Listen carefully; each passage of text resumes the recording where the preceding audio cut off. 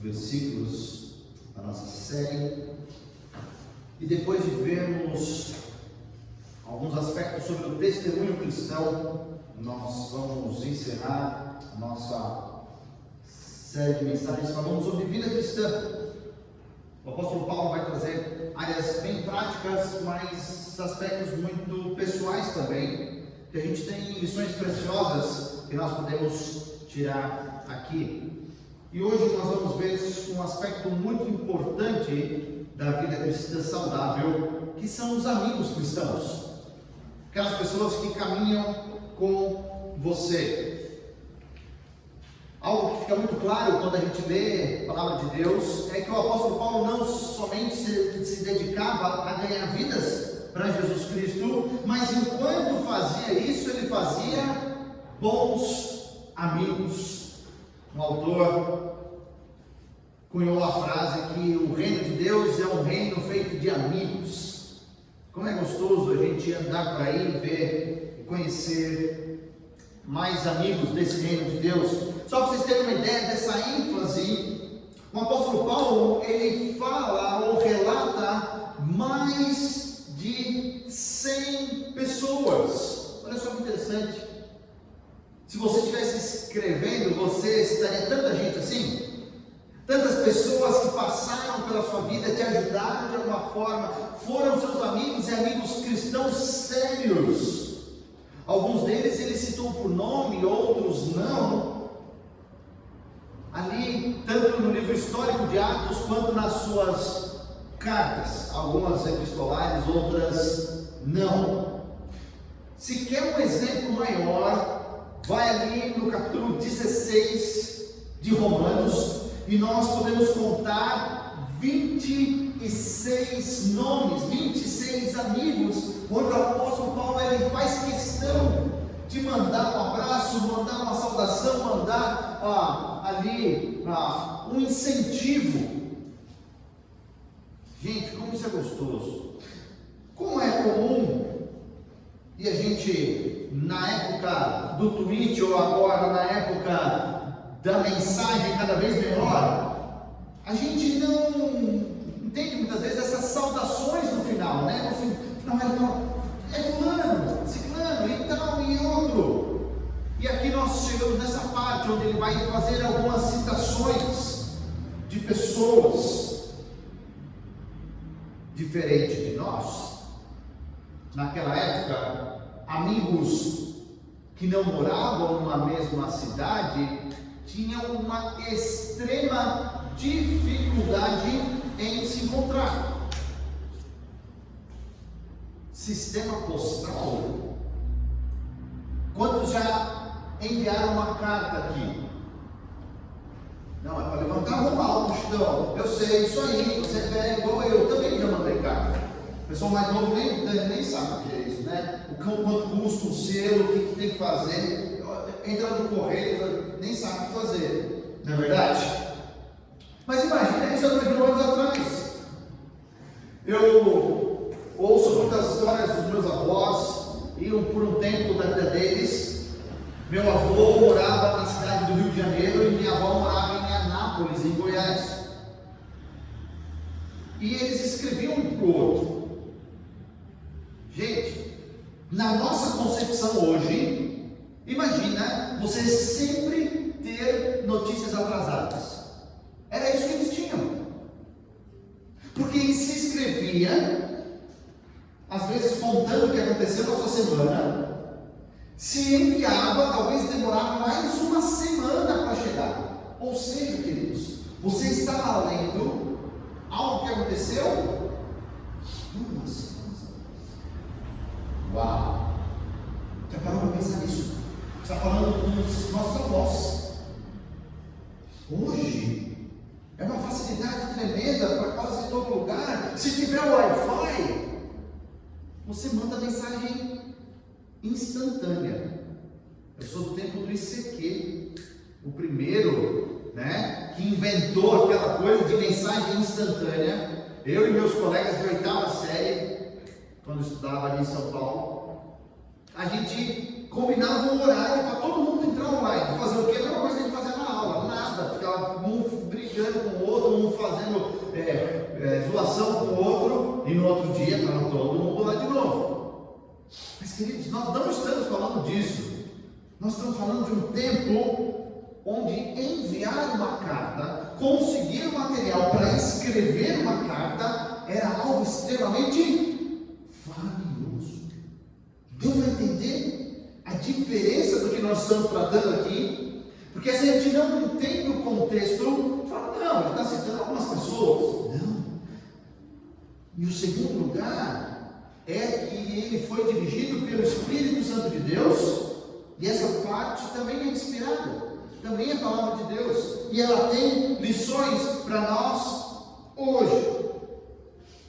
Não eram saudações simplesmente sociais, não. Você vê toda a preocupação de um amigo por aquilo que valia a pena escrever e se preocupar pela realidade, a saúde espiritual do seu amigo. Como que está? Tratou aquilo? Melhorou aquilo? Faz isso para mim? Tem alguma coisa que eu posso fazer no seu lugar? E nós temos aí, nessa reta final, 6 pessoas citadas. Ok? 6 pessoas citadas de uma maneira muito interessante. Temos 3 judeus e 3 não judeus. Se você se lembra bem, o ministério de Paulo foi aquele que deu essa abertura aos gentios, aos não judeus, e aqui no final ele cita exatamente na mesma proporção 3 e 3. Talvez, se você já leu, se você já fez aquela leitura anual, se você já leu outras vezes, fala assim: o que tem de mais aqui em ler esses nomes? Não tem nada, a gente não chega a ficar comovido, não tem uma história tão linda assim por trás. É muito simples. Paulo está falando de coisas dele. Será que a palavra de Deus não tem um propósito, um princípio que nós podemos extrair para nós hoje? Se a gente entender a situação, a vida, a amizade por trás de cada nome, de cada linha, aí sim a gente vai entender o motivo disso. Essa parte final, vejo claramente que ela vai trabalhar em 3 áreas da nossa vida cristã, a prática dela. Depois de tudo que o apóstolo Paulo vem falando, consertou tudo aquilo que estava errado na parte teológica, demonstrou na prática, agora ele falou sobre como testemunhar a coerência de tudo isso, e agora ele vai falar o quê? Vocês precisam de amigos, vocês precisam de pessoas, vocês precisam de intercessores, vocês precisam de pessoas que oram por você. E no final ele vai falar a realidade do ministério, sem dar aquela pintada bonita, como o ministério é de fato. Peço que você então abra em Colossenses capítulo 4, nós vamos ler no versículo 10, 11 e a primeira parte do versículo 14.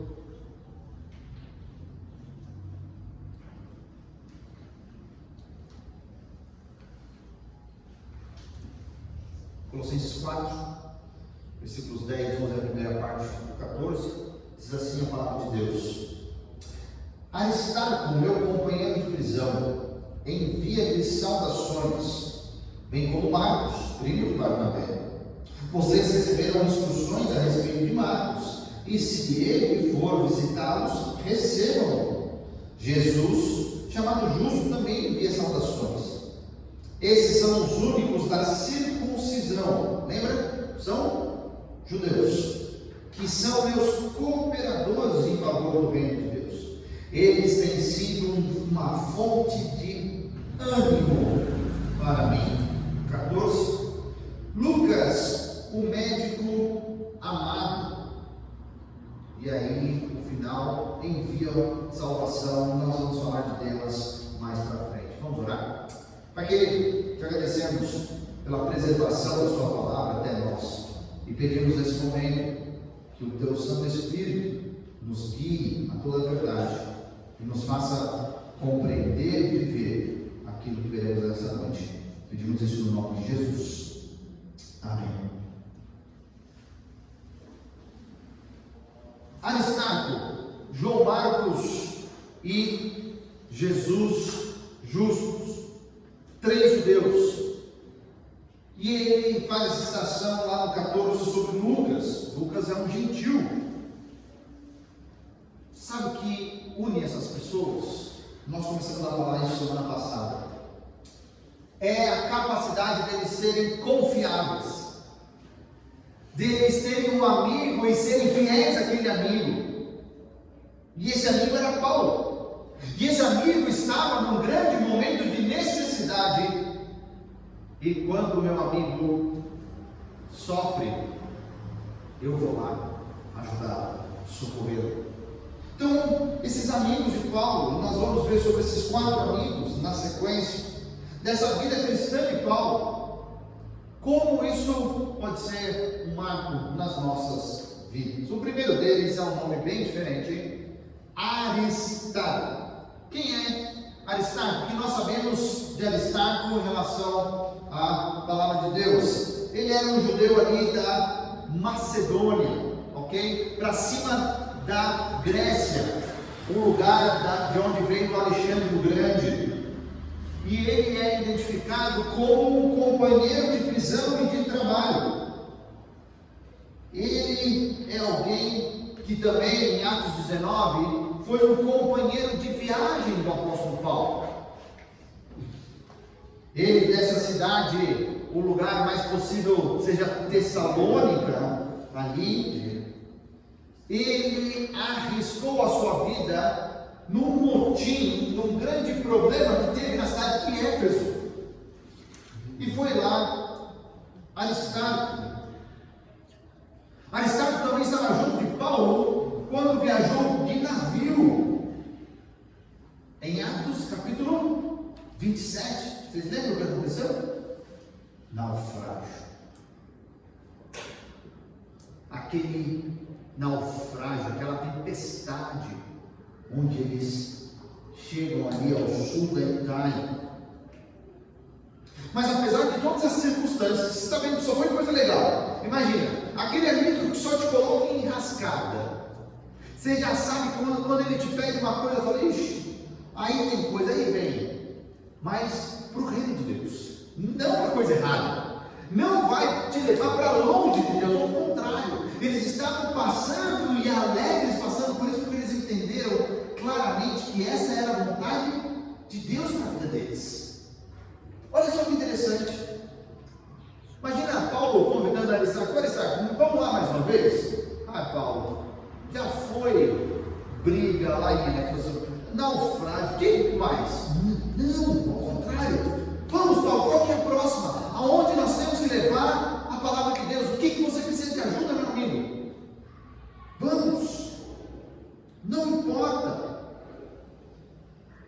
Mas chama atenção algumas descrições, como por exemplo, logo após o nome dele está escrito Aristarco, meu companheiro de prisão. Pelo que nós sabemos, Aristarco não estava nenhum modo preso. Não temos nenhuma notícia de uma condenação ou aguardando algo que o condenasse. Então nós chegamos à grande conclusão que esse amigo do coração de Paulo, ele quis estar preso para ajudar, para consolar o seu amigo. Dá para imaginar isso? Por quantos amigos você faria isso? Amigos cristãos, porque são esses que vale a pena a gente se doar, com o mesmo propósito de vida, o mesmo propósito eterno. Um prisioneiro voluntário. Seu guarda, posso ficar preso com ele? Ele é meu amigo, eu acho que ele vai precisar de mim. Por amor a Paulo? Creio que sim. Mas toda a fonte de amor, nós sabemos que tem uma única fonte, que é o amor de Jesus Cristo em nós. O amor pelo avanço do Evangelho. Queridos, o apóstolo Paulo não poderia ter realizado tudo. E às vezes a gente acha que ele é um super-herói, é verdade? Sem a ajuda dos seus amigos. Quando eu estive em África, como eles falam, em 2012, é um ditado muito comum lá. A gente não sabe de onde veio, qual é a língua original, mas fala o seguinte: se você quiser ir rápido, você vai sozinho. Agora, se você quiser ir longe, você vai acompanhado. E Paulo parece que entendeu isso, ou na verdade viveu isso, porque ter esses amigos ao lado, e não era trabalho fácil, viu gente? Fugir de apedrejamento, pessoas que não queriam ouvir, que não queriam mudar, não queriam reconhecer que Jesus Cristo era o Filho de Deus. Mas mesmo na dificuldade, Aristarco ficou do lado de Paulo. Muito bem, temos o nosso primeiro amigo. Mas esse talvez seja o melhor exemplo, mas não é o que chama mais atenção. O segundo nome é o que chama mais atenção. É o nome de João Marcos. Diz aí: envia-me saudações, bem como Marcos, que é primo de Barnabé. Marcos, o autor do Evangelho, ele tem um papel muito importante na história da igreja. Ele também é judeu, mas judeu da cidade de Jerusalém, judeu do local privilegiado, judeu onde na sua casa, onde a sua mãe Maria abriu, talvez para uma igreja, um braço da igreja, um pequeno grupo, chame como você quiser. Mas João Marcos também era primo de um outro grande líder da igreja primitiva, chamado de Barnabé. E queridos, às vezes a gente lê as minhas primeiras Bíblias um pouco maiores, tinham as viagens missionárias, lembram disso? E tinha a primeira, a segunda, e a viagem, a terceira e a viagem a Roma. Só que a gente esquece que a primeira viagem missionária, quem montou, quem foi e liderou, foi Barnabé. E ele convida Paulo, ele chama Paulo. É muito possível também que João Marcos tenha sido fruto do ministério de Pedro. Olha só que interessante. Quem te evangelizou? Pedro. Você é primo de quem? Barnabé. Você foi na viagem missionária com quem? Com Paulo. Olha o currículo desse menino. E aí, quando ele sai na primeira viagem missionária, o primo chama o outro. Marcos, vamos lá. E Barnabé leva seu primo João Marcos. E talvez ele tenha ficado encarregado de alguma coisa. Alguma coisa não saiu tão bem essa primeira vez. Quem faz as coisas bem de primeira vez, muitas vezes tem que tirar o chapéu, né? Passa de primeira na direção, acerta alguma coisa que nunca acertou. Tem até um termo que a gente usa muito fácil, né? Isso é sorte de principiante. Mas queridos, sabe o que aconteceu? Com todo esse contexto, quando apareceu dificuldade, diferente de Aristarco, João Marcos fez o quê? Quer saber, primo? Estava bom lá em casa, lá em Jerusalém. Eu vou voltar. Eu vou embora. A gente não sabe o real motivo, por que João Marcos deixou aquela primeira viagem missionária. Talvez a gente consiga pensar em algumas coisas que o levaram a desistir. Será que foi medo?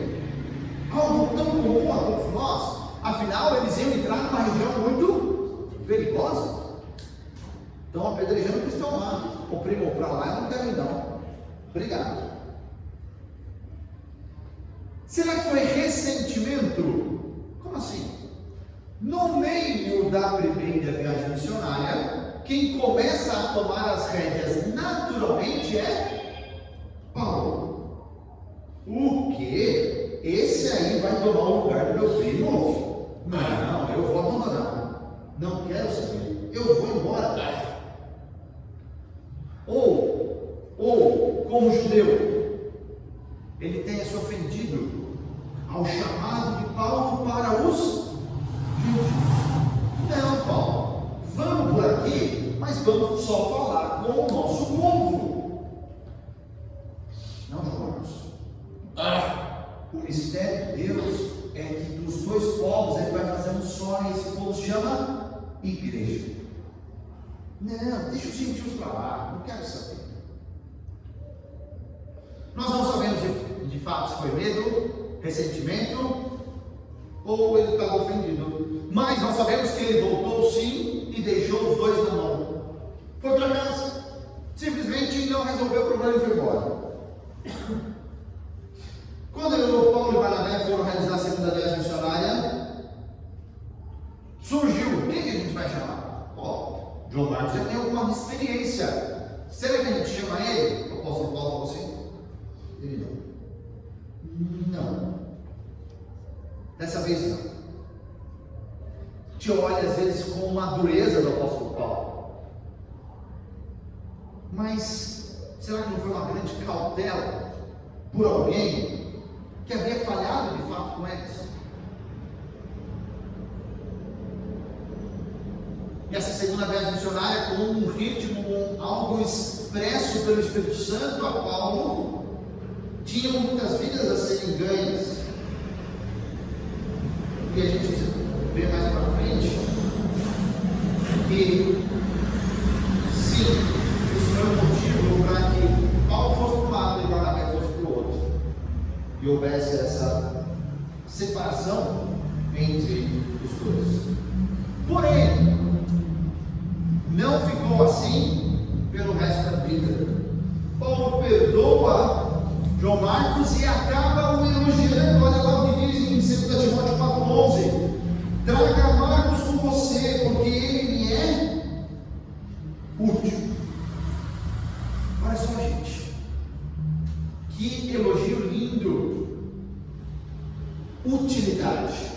Porque talvez o nosso mundo está caminhando, se você não está percebendo, cada vez mais para se tornar inútil, desprezível. E muitas coisas que a gente bota na nossa rotina são completamente inúteis, porque elas não estão nos levando, não estão acrescentando em nada. Imagina alguém falar assim: fala com o fulano, ele é útil para o ministério, ele é útil para o que Deus tem que fazer. Pega Marcos, está tudo certo, eu já falei com ele, está resolvido, vamos em frente. E aí a gente tem uma trinca muito interessante: Marcos, Tito, uma carta pessoal, Timóteo, 2 cartas pessoais do apóstolo Paulo, jovens que tiveram essa capacidade de atuar como representante de Paulo. Gente, olha quão especiais eles eram. Está com um problema aí? Eu vou enviar Timóteo para vocês, vai resolver.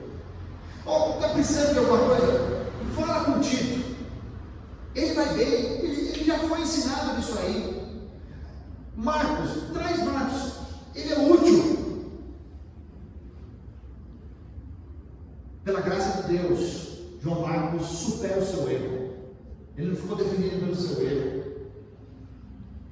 E ele se torna agora um servo útil, um servo valioso nas mãos de Deus, até para escrever um evangelho sobre Jesus Cristo. Essa história de João Marcos é um grande incentivo a todos que falharam na primeira tentativa de servir a Deus. E eu falo uma coisa para vocês: não são poucos. Queridos, nós servimos a Deus e vale a pena servir a Ele. Nada do que fazemos para Deus é vazio. Vale a pena se desgastar, vale a pena todo o esforço quando servimos a Deus. Em vez de você ficar amuado no canto, a palavra vai ser mimimi, na verdade. Volta para o ministério, volta para o serviço. Tem muito trabalho no reino de Deus. E você pode encontrar um amigo fiel, como o apóstolo Paulo, que cita mais uma vez os seus amigos aqui, para te colocar no trilho e você servir muito, muito ao nosso Deus. O texto continua e chega no versículo 11. Isso é importante. Barnabé, eu sei que tem gente que olha e fala assim: nossa, não, eu não sou igual ao Paulo, eu sou mais parecido com Barnabé, eu quero ir atrás. Como é importante pessoas que vão sim puxar a orelha, não deixar de falar, e ali exortar os cristãos mais novos. Não é novo de idade, gente, é novo na caminhada cristã, ou na imaturidade cristã. E ali vai restaurar. Muito bem, versículo 11. Nós temos a figura de Jesus chamado justo. Quem é ele? Nós não temos muita informação dele. Nós não temos quase nada. Algo que chama atenção é essa mistura entre o nome judaico e o nome romano. Jesus ou Josué, e com o nome romano, Justus, devia ser um nome em latim mais comum, e essa união de dois nomes para ter uma convivência boa dos dois lados. O que ele fez? Nós não sabemos. Mas ele, junto com Aristarco e com Marcos, foram cooperadores em favor do reino de Deus. O que Aristarco fez, nós sabemos. O que João Marcos fez, nós sabemos até demais, até as brigas. Mas Jesus justo nós não sabemos. Olha só que interessante. Você tem amigos todos iguais? Isso às vezes é uma tendência nossa a criar amigos de um nicho, não é verdade? Isso é ruim, porque na pluralidade, nessa diferença onde a gente aprende muito. E aquele pessoal que serve, mas assim a gente rala pra caramba, e você nem vê e nem sabe. Está vendo aquela lâmpada ali? Olha ali, estou falando sério. Vocês estão vendo que ela acesa? Ela foi trocada. Sabe por quê? Precisa dizer? Porque nós sabemos. Temos pessoas entre nós que o prazer é fazer algo onde não é anunciado. As coisas acontecem. Não fala meu nome não. Aquela pessoa que vai dar aquela oferta e fala assim: não, compra o que precisa, mas não bota o meu nome não. A gente falaria que são aqueles cristãos que trabalham nos bastidores, não é verdade? Gente, nós precisamos de amigos assim também, diferentes de nós. Se Paulo era aquela pessoa talvez em eminência, ele tinha um Jesus justo, que estava ali, um cooperador em favor do reino de Deus, sem sabermos nada do que ele fez. Que como cristãos, que somos diferentes, e Deus nos coloca no lugar certo para fazer tudo. Se todo mundo fosse mão, onde estaria? O pé. Se todo mundo fosse orelha, onde estaria? A boca. Não é isso? Pluralidade dentro dos membros, dentro do corpo de Cristo. Somos muito diferentes. Por fim, no versículo 14, a primeira parte, nós temos Lucas. Lucas, alguém muito importante para a igreja primitiva. Lucas não era judeu, então estamos falando pela primeira vez de um não judeu. Lucas, que escreveu 2 livros do Novo Testamento, o próprio Evangelho que leva o nome dele e Atos dos Apóstolos, certo? É desse Lucas que nós estamos falando. Provável que Lucas seja o único autor de um livro da Bíblia que não seja judeu, ou dessa linhagem, premissa judaica. Esse grande colaborador, essa pessoa que Paulo amava grandemente, tinha uma profissão, e nós sabemos, ele era médico. Olha só que interessante. Como grego, e naquela época, o povo ou a civilização estava mais avançada em medicina, eram sim os gregos. Ele pega todo esse conhecimento dado por Deus, certo? E traz contribuições vitais para o próprio Evangelho. Enquanto você vai ver textos nos sinóticos, em Mateus e em Marcos, e Jesus curou uma mulher que tinha um problema. Lucas vai falar que tinha um fluxo de sangue que não sarava. Ele dava cada vez mais detalhes interessantes para nós, que nos levam a entender um pouco mais os princípios e a vontade de Deus. Se hoje em dia um médico ainda é tido como alta sociedade, imagina 2 mil anos atrás, gente. Agulha no palheiro. Pouquíssimas pessoas deviam saber ou ter toda a informação, a bagagem que Lucas tinha.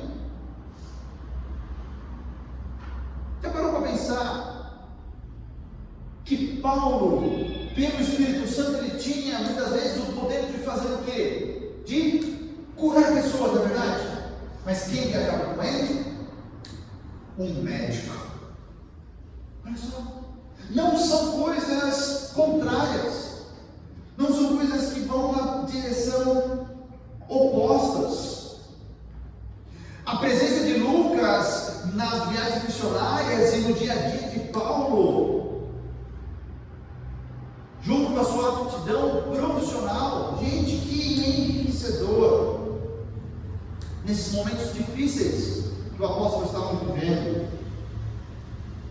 E algo que mais uma vez nós vemos na palavra de Deus é que nós cremos que Deus pode curar de qualquer maneira, na verdade. Pode curar a partir do nada, do jeito dele, da hora dele, de uma maneira miraculosa. Mas também Deus pode curar por meio dos remédios, por meio dos médicos, por meio que Ele quiser. Como não? A gente vai colocar Deus numa caixinha e falar: não, Deus não pode curar por meio dos médicos. Ou seja, você está controlando Deus agora. Nos medicamentos, onde toda a inteligência colocada ali foi dada por Deus para desenvolver aquele medicamento. E aqui nós temos mais um aspecto de fidelidade de Lucas, porque ele permanece ao lado do apóstolo Paulo até o final, onde nós vemos lá em 2 Timóteo capítulo 4, ele fica ao lado. Queridos, temos aqui um exemplo de um grande amigo cristão do apóstolo Paulo. Temos o exemplo extraordinário de um profissional. E Deus pode te dar uma profissão, não tem problema algum. Pode ser eletricista, pode ser médico, pode ser dentista, pode ser estivador, pode ser controlador, pode ser qualquer coisa. Isso não importa, queridos, mas importa, sabe o quê? Se você tem usado isso para servir a Deus ou não. Não importa. E o exemplo extraordinário de Lucas, sabe qual que é? A disposição de ir para o lugar que Deus enviar. Isso tem diminuído muito na igreja atual. Porque a gente incentiva tanto as nossas crianças, e a criança mesmo, a ter uma profissão, mas ela não sabe para que ter uma profissão, ou por que ter uma profissão, e tudo é para a glória de Deus.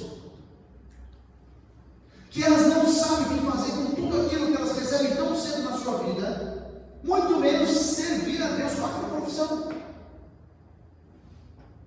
Agora, muitas vezes, deixar a profissão e ir para onde Deus enviar? Não. Os primeiros a falarem não, sabe quem são? Os pais. Cristãos. Não. O exemplo extraordinário de Lucas para nós, um amigo, ali ao lado de Paulo, essa disposição de ir aonde Deus. Cristão muito querido onde passava, médico competente, amigo dedicado, e de quebra foi um grande historiador, não é verdade?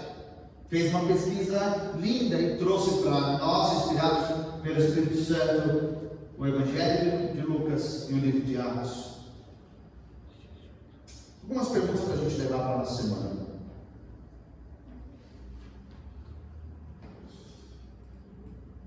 Você se preocupa espiritualmente com os seus amigos cristãos? Não, pastor. Cada um por si, Deus por todos, não é verdade? Não. Vá junto, não vá sozinho. Quem é aquele teu amigo? Aquela tua amiga? Casais, muitas vezes eu não estou falando do cônjuge, talvez outras pessoas podem te ajudar, podem ajudar vocês. Quem é essa pessoa que você se preocupa espiritualmente? Segunda pergunta. Você abre mão, talvez do seu tempo, do seu recurso, da sua graduação, não sei, para você ajudar e consolar os seus amigos cristãos, como eles precisam?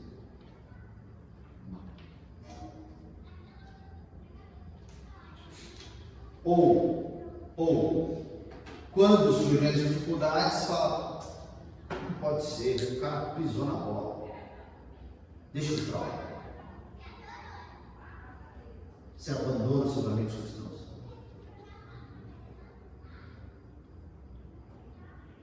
Na sequência, você perdoa seu amigo cristão quando falha com você? Você pede perdão quando você falha com seu amigo cristão? Você deixa ele te exortar? Ou fala, não, amigos, negócio à parte, não. Deixa Deus falar comigo. Você sabe que ele é um homem de Deus, uma mulher de Deus. Você sim ouve o que ele tem a falar, porque ele quer o seu melhor.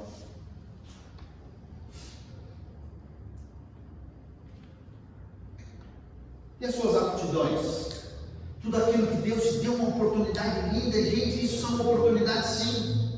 Não sou contra a profissão de maneira nenhuma, mas temos que usar isso da forma correta, que é para o Senhor. Você usa isso para servir a Deus?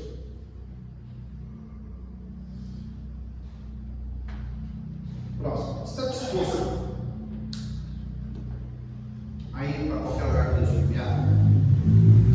Mães, pais, estão dispostos a deixar os filhos irem aonde o Senhor nos enviar?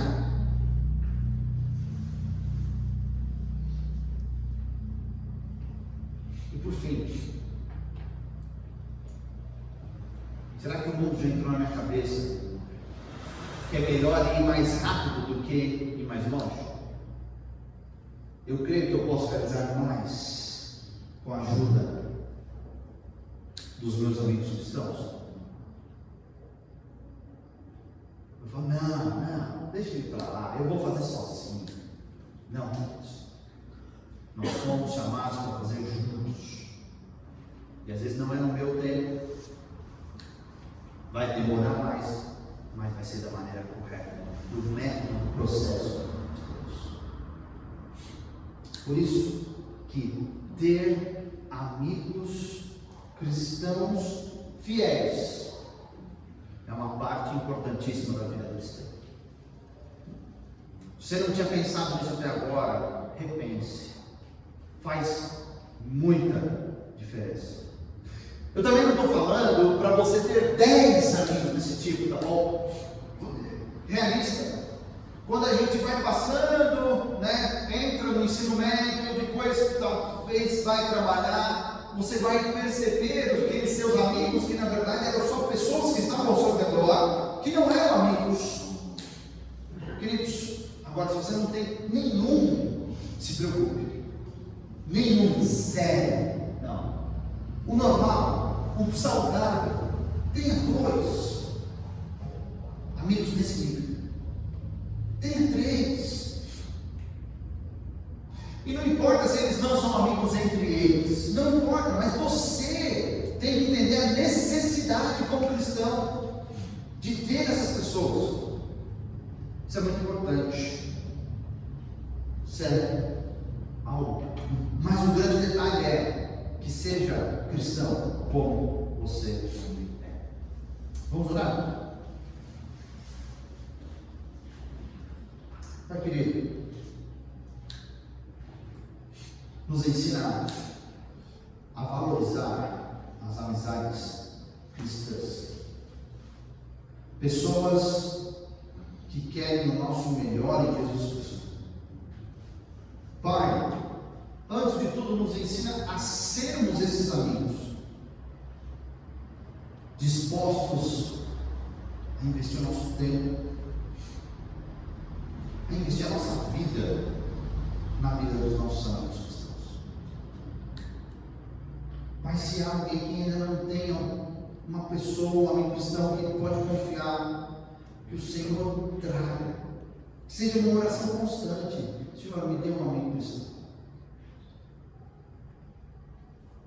E que nessa linda amizade feita pelo Senhor, pelo sangue de Jesus, ambos possam ser melhores a cada dia.